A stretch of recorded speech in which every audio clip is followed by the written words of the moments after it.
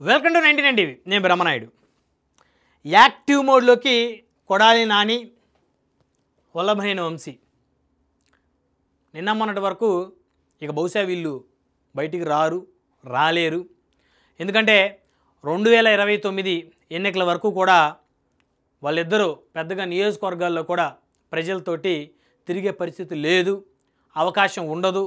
So ఈ కూటమి ప్రభుత్వం వాళ్ళు ఏదో అరెస్టులు చేసేస్తుంది, జైల్లో పెట్టేస్తుంది, వాళ్ళు భయభ్రాంతులకు గురవుతూ ఉన్నారని చెప్పేసి చాలామంది చాలా రకాలుగా మాట్లాడుకున్నారు. కానీ అవన్నీ తప్పు.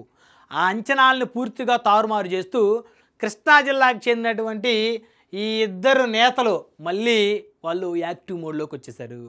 గత వారం రోజుల నుంచి కూడా క్లియర్గా అబ్జర్వ్ చేస్తే వల్లభనేని వంశీ గారు, కొడాలి నాని గారు ఇద్దరు కూడా జగన్మోహన్ రెడ్డి గారికి సంబంధించినటువంటి ఆయన పర్యటనలో వారు కీలకంగా వ్యవహరిస్తూ ఉన్నారు. మన ఈ మధ్యకాలంలో చూస్తే జగన్మోహన్ రెడ్డి గారు కృష్ణా జిల్లా పర్యటన చేసినప్పుడు కూడా వాళ్ళిద్దరు ఉన్నారు. మరి తుఫానుకు సంబంధించినటువంటి ఎపిసోడ్ మీద జగన్మోహన్ రెడ్డి గారు రైతులను పరామర్శించేటువంటి క్రమంలో ఆయన బయలుదేరినప్పుడు ఆయనతో పాటు వాళ్ళిద్దరు నడిచారు. మరి జగన్మోహన్ రెడ్డి గారు అంటే హైదరాబాదు నాంపల్లి సిబిఐ కోర్టుకి హాజరవ్వక ముందు రోజు కూడా వీళ్ళిద్దరూ ఆయనతోటి కలిసి ఆయనతో ములాఖత్ చర్చించినటువంటి పరిస్థితి. అంటే వాళ్ళిద్దరూ మళ్ళీ యాక్టివ్గా రాజకీయాల్లో రాబోతూ ఉన్నారు. సో చూస్తే ఈ ఫోటో లేటెస్ట్ ఫోటో. పేరు నాని గారు మాజీ మంత్రి, మచిలీపట్నం మాజీ ఎమ్మెల్యే. కొడాలి నాని గారు గుడివాడ 4 సార్లు ఎమ్మెల్యేగా గెలిచారు. 2 సార్లు తెలుగుదేశం పార్టీ, 2 సార్లు వైఎస్ఆర్ కాంగ్రెస్ పార్టీ. సో గత జగన్మోహన్ రెడ్డి గారి ప్రభుత్వంలో 2.5 సంవత్సరాల పాటు ఆంధ్రప్రదేశ్ రాష్ట్ర పౌర సరఫరా శాఖ మంత్రిగా పనిచేశారు. ఇక వల్లభనేని వంశీ ఆయన 2009లో విజయవాడ ఎంపీగా తెలుగుదేశం పార్టీతో పోటీ చేసి 20,000 ఓట్లతో మైనస్ తోటి ఆయన ఓడిపోయిన పరిస్థితి. అప్పుడు 2009లో ఎవరైతే మాజీ మంత్రి లగడపాటి రాజగోపాల్ గారు ఉన్నారో వారు గెలిచారు ఆయన మీద. కట్ చేస్తే 2014లో గన్నవరం నుంచి ఎమ్మెల్యేగా గెలిచారు. తెలుగుదేశం పార్టీ నుంచి 5 ఏళ్ల పాటు అధికార పార్టీ ఎమ్మెల్యేగా ఉన్నారు. 2019లో మళ్ళీ తెలుగుదేశం పార్టీ నుంచి ఎమ్మెల్యేగా గెలిచి ఏడాది తిరిగేలోపు పార్టీ మార్చేశారు, కండువా మార్చేశారు. సో జగన్మోహన్ రెడ్డి గారితో ట్రావెల్ అయ్యారు. అదేవిధంగా చంద్రబాబు గారిని, లోకేష్ గారిని, భువనేశ్వర్ గారిని పరుష ప్రజలతో మాట్లాడినటువంటి పరిస్థితి అయినా. ఆ తర్వాత మరి కూటమి ప్రభుత్వం వచ్చిన తర్వాత దాదాపు 100 రోజులు పైగా జైలు జీవితాన్ని కూడా గడిపాడు. చాలా ఇబ్బందులు పడ్డాడు. కొంత ప్రజల్లో సానుభూతి వచ్చే విధంగా కూడా ఆయన నడవడిక అంటే చాలా నిదానంగా, చాలా సెన్సిటివ్గా పబ్లిక్లో ఆయన తిరుగుతూ తనకు ఒక సానుభూతి వచ్చే విధంగా ప్రయత్నం చేశాడు. అంటే ఎంత ప్రయత్నం చేసినప్పుడు కూడా ఇక్కడ వల్లభనేని వంశీ గారి ఎపిసోడ్లో గన్నవరం నియోజకవర్గం అంటే తెలుగుదేశం పార్టీ కంచుకోట, ఎవ్వరు అవునన్నా కాదన్నా. ఎందుకు కంచుకోట అంటున్నానంటే ఇదే గన్నవరం నియోజకవర్గంలో తెలుగుదేశం పార్టీ అనేక సార్లు గెలిచినటువంటి పరిస్థితి ఉంది. గతంలో గద్దె రామ్మోహన్ రావు గారు కూడా గన్నవరం నుంచి ఎమ్మెల్యే పనిచేశారు. ఈయన 2 సార్లు తెలుగుదేశం పార్టీ ఎమ్మెల్యేగా గెలిచిన పరిస్థితి. గతంలో కూడా చాలామంది తెలుగుదేశం పార్టీ ఎమ్మెల్యేలుగా గెలిచారు. ఆ గన్నవరం నియోజకవర్గం తెలుగుదేశం కంచుకోట. మరి 2019లో 23 మంది టీడీపీ ఎమ్మెల్యేలు గెలిస్తే ఈయన కూడా 23 మందిలో ఒకరు. అంటే అంత బలమైనటువంటి నియోజకవర్గం. అందులో ఇప్పుడు టీడీపీ, జనసేన, బీజేపీ కలిసిన తర్వాత గన్నవరం నియోజకవర్గంలో వైఎస్ఆర్ కాంగ్రెస్ పార్టీ గెలవడం అనేది చాలా కష్టంతో కూడుకున్నటువంటి వ్యవహారం. 2019లోనే వైఎస్ఆర్ కాంగ్రెస్ పార్టీ నుంచి పోటీ చేసినటువంటి ప్రస్తుత గన్నవరం టీడీపీ ఎమ్మెల్యే యార్లగడ్డ వెంకట్రావు గారు ఒక 1000 ఓట్ల తేడాతో ఓడిపోయాడు. అంటే ఆయన సౌమ్యుడు, ఆయన ఒక ఎన్ఆర్ఐగా ఉన్నారు, వివాద రైతుడు కాబట్టి చాలా వరకు ప్రజలు ఆయనకు ఓట్లు వేశారు. సో అప్పుడు ఉన్నటువంటి పరిస్థితులు వేరు.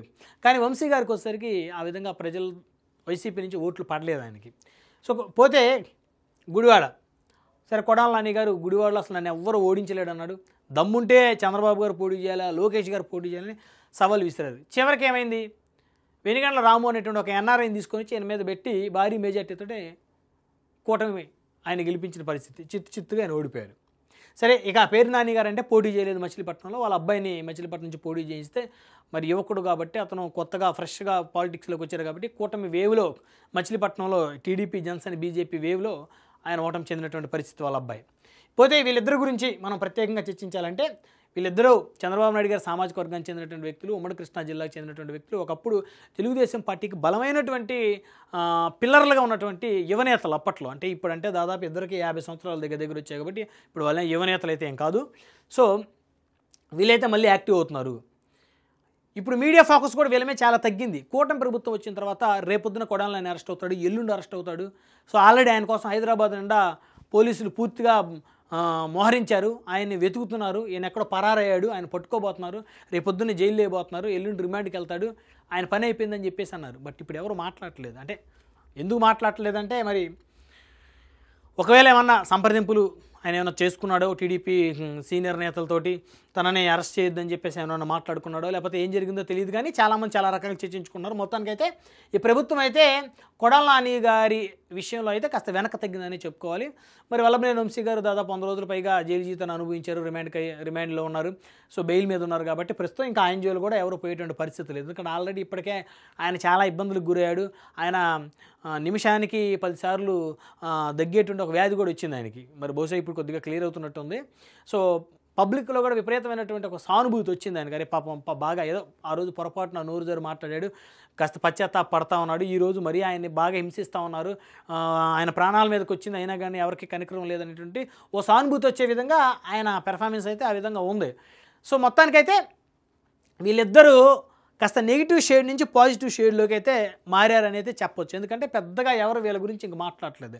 ఎందుకు మాట్లాడలేదంటే వీళ్ళిద్దరూ కూటమి ప్రభుత్వం వచ్చిన దగ్గర నుంచి ఎక్కడ కూడా ఒక ప్రెస్ మీట్ కూడా ఉండదు వీళ్ళది. ఎక్కడ మీడియాతో కానీ సోషల్ మీడియాతో కానీ లేకపోతే ఒక ప్రెస్ మీట్లు కానీ వాళ్ళకి వాయిస్ ఇవ్వటం కానీ ఎక్కడ లేదు కాబట్టే కాస్త ప్రశాంతంగా ఉన్నాయి పాలిటిక్స్ కూడా. లేకపోతే ఒకప్పుడు ఈయన మాట్లాడిన బూతుల మీద ఒక డిబేట్ పెట్టాల్సిన పరిస్థితి ఉండేది, ఈయన మాట్లాడిన బూతుల మీద ఒక డిబేట్ పెట్టాల్సిన పరిస్థితి అప్పట్లో ఉండేది. బట్ ఇప్పుడైతే ఆ పరిస్థితి లేదు. ఎందుకు లేదంటే వీళ్ళిద్దరు అసలు మాట్లాడటం లేదు కాబట్టి. సో మొత్తానికి వీళ్ళైతే మళ్ళీ యాక్టివ్ అవుతూ ఉన్నారు. వీళ్ళ దగ్గర విపరీతమైనటువంటి డబ్బు ఉంది, ఆర్థికంగా చాలా బలవంతులు. వీళ్ళిద్దరు సినిమా ప్రొడ్యూసర్లు కూడా. సో వీళ్ళు ఆర్థికంగా చాలా బలవంతులు. ఒక్కొక్కరు 5 ఎలక్షన్లు ఈజీగా చేయగలిగినటువంటి ఫైనాన్షియల్గా వాళ్ళ క్యాపబిలిటీ అయితే ఉంది కాబట్టి మళ్ళీ జగన్మోహన్ రెడ్డి వైఎస్ఆర్ కాంగ్రెస్ పార్టీ అంటే SC ST BC minority vote bank కాస్త ఎక్కువే ఈ పార్టీకి ఉంది. సో వీళ్ళ సొంత సామాజిక వర్గంలో కనీసం ఒక 30% ఓట్ బ్యాంక్ అనేది తెచ్చుకోగలిగితేనే వీళ్ళు మళ్ళీ రేపు ఎమ్మెల్యేలుగా అసెంబ్లీలో అడుగుపెట్టేటువంటి అవకాశం ఉంటుంది. సో కాబట్టి వీళ్ళు చాలా తాతాలాడుతున్నారు, తాపత్రయపడుతున్నారు. సో గుడివాడ అంశం పక్కన పెడితే గన్నవరంలో మాత్రం బహుశా ఈయనకు మళ్ళీ అవకాశం ఉండదేమో. ఎందుకంటే ఈయన చంద్రబాబు నాయుడు గారి సత్యమణి గురించి మాట్లాడిన మాటలు ఆ సామాజిక వర్గం ఎప్పటికీ క్షమించదు, మర్చిపోదు. నందమూరి తారక రామారావు గారు, సీనియర్ ఎన్టీ రామారావు గారు అభిమానులు ఎవరూ మర్చిపోరు ఆయన కుమార్తె మీద ఆ విధంగా మాట్లాడారు కాబట్టి. సో గన్నవరంలో ఉన్నటువంటి చంద్రబాబు గారి సామాజిక వర్గం అయితే ఖచ్చితంగా ఈయనకి 10% కూడా ఈయనకు మద్దతు ఇచ్చే పరిస్థితి లేదు. అందులో ఇప్పుడు అక్కడ ఉన్నటువంటి శాసనసభ్యుడు యార్లగడ్డ వెంకట్రావు గారు, ఆయన చాలా సౌమ్యుడిగా ఉన్నాడు. సో సౌమ్యుడిగా ఉండటం వల్ల ఆయన మీద ఎలాంటి నెగిటివిటీ లేదు. సరే కొంతమంది కావాలని ఆయన మీద ఏదైనా దుష్ప్రచారాలు చేసినప్పటికీ కూడా ఆయన వివాదరహితుడు కాబట్టి ఆయన్ని కాదని ఈయనకు ఓటేసే పరిస్థితి ఉండదు. ఎందుకంటే ఈయన మాట్లాడిన మాటలు అలాంటివి. ఈయనకు ఓటేశారు అంటే తెలుగుదేశం కేడర్ కానీ లేకపోతే చంద్రబాబు నాయుడు గారి సామాజిక వర్గంలో ఈయనకు ఓటేశారు అంటే చంద్రబాబు నాయుడు గారి సత్యమణిని ఈయన అవమానించినటువంటి మాటలను వాళ్ళు ఒప్పుకొని ఓటేసినట్టే అనేటువంటి ఒక ఎపిసోడ్ పబ్లిక్లోకి వెళ్తుంది కాబట్టి ఈయనైతే గన్నవరం ప్రజలైతే బహుశా ఎప్పటికీ కూడా ఆయనకు ఒక అవకాశం ఇచ్చేటువంటి పరిస్థితులు అయితే లేవని చెప్పుకోవాలి. కానీ ఏదేమైనప్పటికీ కూడా వీళ్ళిద్దరూ చాలా జాగ్రత్తగా చాలా నెమ్మదిగా కేసుల నుంచి తప్పించుకుంటూ సో ప్రభుత్వం నుంచి కాస్త ప్రభుత్వ అటెన్షన్ వీరి మీద లేకుండా కాస్త డైవర్ట్ చేసి పబ్లిక్ని కూడా కాస్త డైవర్ట్ చేసి కొన్నాళ్ళ పాటు ఎక్కడ బహిరంగం కనపడకుండా ఎక్కడ మాట్లాడకుండా మళ్ళీ వీళ్ళు రాజకీయాలు అయితే చేస్తున్నట్లయితే స్పష్టంగా అర్థమవుతుందో చూడాలి. మరి ఈ ఇద్దరి ఒకప్పటి మాజీ యువనేతల యొక్క రాజకీయ భవిష్యత్తు కృష్ణా జిల్లాలో ఏ విధంగా ఉండబోతుందో.